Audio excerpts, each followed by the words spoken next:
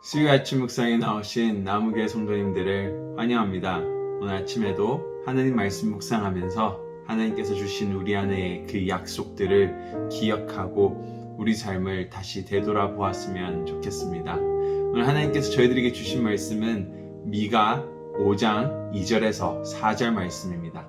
함께 드라마 바이블로 말씀 듣고 오시겠습니다. 이로다.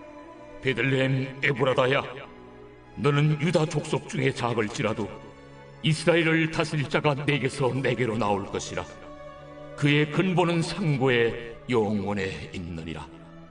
그러므로 여인이 해산하기까지 그들을 붙여두시겠고, 그 후에는 그의 형제 가운데에 남은 자가 이스라엘 자손에게로 돌아오리니 그가 여호와의 능력과 그의 하나님 여호와의 이름의 위엄을 의지하고 서서 목축하니 그들이 거주할 것이라. 이제 그가 창대하여 땅 끝까지 미치리라.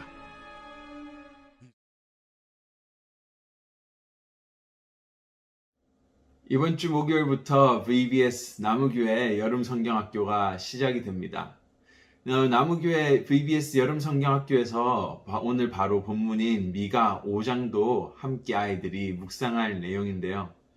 오늘 본문 5장은 바로 오실 예수님에 대한 예언이 적혀져 있습니다. 구약의 책을 보시면요, 곳곳에 예수님이 오실 것이라는 예수님에 대한 예언들이 등장하고 나타나는데요. 이사야서 1장 3장에서는요, 예수님께서 동물들 사이에서 태어날 것을 말해주고 있습니다. 결국 예수님께서는 그 예언의 말씀에 따라 구유라는 곳에서 탄생하시죠. 그리고 예수님께서 탄생하셨을 때 동물들과 초원에서 일하던 목동들은 그를 경배하러 왔습니다. 하지만 동물들과 그 당시의 목동들은요, 천한 직업이었고 사람들에게 인정을 받지 못했던 사람들입니다.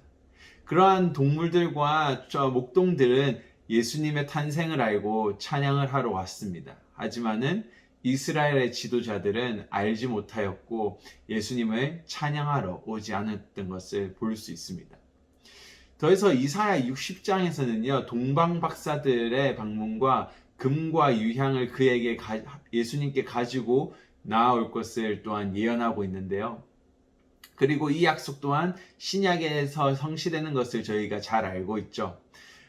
마지막 오늘 본문 5장 2절에서도 오실 예수님에 대해서 이야기하고 있는 것을 저희가 볼 수 있습니다. 이렇게 말하고 있습니다. 베들레헴 에브라다야, 너는 유다 족속 중에 작을지라도 이스라엘을 다스릴 자가 내게로 나올 것이라. 그의 근본은 상고에 영원에 있느니라. 저희가 잘 알고 있는 말씀입니다.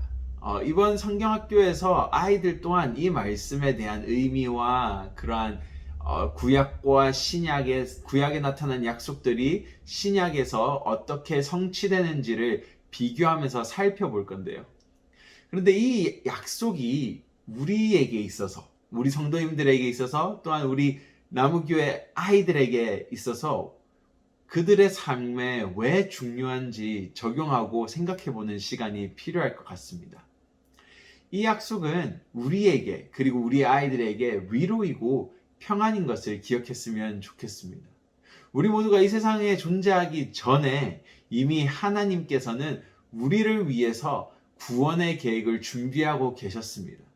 이 약속, 바로 예수 그리스도가 오실 그 약속은, 예언은 오래전부터 이스라엘에게만 주어진 것이 아닌 바로 우리 모두에게 주신 구원의 확신이고 약속이라는 것이죠. 저는 개인적으로 이런 구약의 약속들이 얼마나 아름답고 로맨틱하다라는 생각을 많이 해보았습니다. 내가 알기 이전에, 내가 이 세상에 존재하기 전에 내가 알지 못했던, 깨닫지 못했던 위대한 존재이신 하나님이 나를 선택했고 나를 사랑한다고 고백하셨고 나를 구원하겠다라고 약속하신 것이 바로 예수 그리스도의 오실 것임에 대한 예언이라는 것입니다. 이것이 얼마나 아름다운 메시지인지 저희가 알아야 합니다. 내가 알지 못했고 내가 깨닫지 못했고 그런 상황 가운데서 하나님은 나를 아셨고 나를 구원하시리라고 창조 전부터 약속하셨고 계획하셨다라는 것이죠. 이것은 아름다운 약속입니다. 우리에게 얼마나 평안과 위로가 되는지를 모릅니다. 더해서 메시아의 오심을 선포하는 약속이 저희에게 주는 두 번째 희망과 기쁨은 바로 작은 자의 삶과 기대하지 못하는 자들로부터 하나님은 영광을 받으신다라는 것입니다.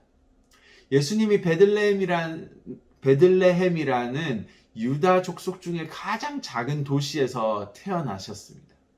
이스라엘의 위대한 법률 선생, 지도자도 예수님을 경배하고 예수님의 탄생을 알지 못했습니다. 하지만 천하고 낮은 동물들, 이스라엘의 목동들, 그리고 이스라엘 사람이 아닌 이방인인 동방 박사들은 예수님의 탄생을 알았습니다.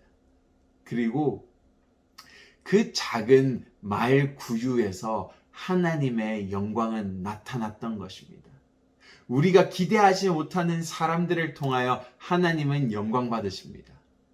우리가 기대하지 못한 우리의 작은 삶을 통하여 하나님은 그곳에서도 영광을 받으시는 분이십니다. 하나님은 마국간에 있는 구유라는 그 더러운 곳에서도 영광을 나타내시고 받으시는 분이심을 기억했으면 좋겠습니다. 절대 우리의 삶이 화려하다고 해서 하나님께 영광을 돌리는 것이 아닙니다. 교회가 크다고 해서 하나님께 영광을 돌리는 것이 아닙니다. 바로 우리의 영광은 하나님의 그 약속을 붙들고 하나님께서 작은 자들을 선택하셔서 그들의 삶을 통하여 바로 영광 받으신다라는 것입니다. 오늘 우리의 삶에 이 약속을 다시 기억했으면 좋겠습니다. 내 삶이 작고 내 삶이 연약하고 내 삶을 돌아봤을 때 어떻게 이렇게 비천한 삶을 통하여 죄인의 삶을 통하여 하나님께서 영광 받으실까라는 생각을 할 수 있습니다. 하지만은 오늘 이 약속들을 살펴보십시오. 그곳에는 바로 작은 자들과 기대하지 못했던 이방인들과 동물들과 마국간이라는 곳에서 하나님은 영광을 받으셨습니다. 오늘 우리의 삶 속에서도 작은 삶이지만 하나님께 영광을 돌리기에 충분하다라고 믿습니다. 바로 성령께서 우리를 인도하시고 우리의 삶을 변화시키실 때 그곳에 바로 하나님의 영광이 나타날 것입니다. 함께 기도하시겠습니다. 하나님 감사합니다. 미가서를 통하여 오늘 하나님께서 주신 약속들을 다시 기억해 봅니다. 이 땅 가운데 다시 돌아오실 예수님, 그곳에서 또한 영광을 받으실 것이고 지금 또한 우리의 삶을 통하여 영광을 올려드리기 원합니다. 당신은 우리의 우리의 찬양을 받으시기에 합당하신 분이심을 고백합니다. 정말로 이 아름다운 약속들을 우리에게 허락하셨고 그 약속들을 잊지 않으시고 끝까지 예수 그리스도를 통하여 성취하시고 이루어 가시는 하나님을 기억합니다. 그리고 찬양합니다. 하나님, 우리의 삶이 작게 여겨지고 죄인의 삶이지만도 여전히 하나님께서는 그 삶을 통하여 또 영광 받으시기 원하시고 그 삶 속에서 우리가 충분히 영광을 돌릴 수 있다라고 약속을 통하여 또한 알려주셔서 감사합니다. 오늘 우리의 삶 속에서 이 약속들을 잊지 않고 하나님 앞에 나아가며 하나님을 영광 돌리는 삶이 되기 원합니다. 감사합니다. 예수님 이름으로 기도드립니다. 아멘.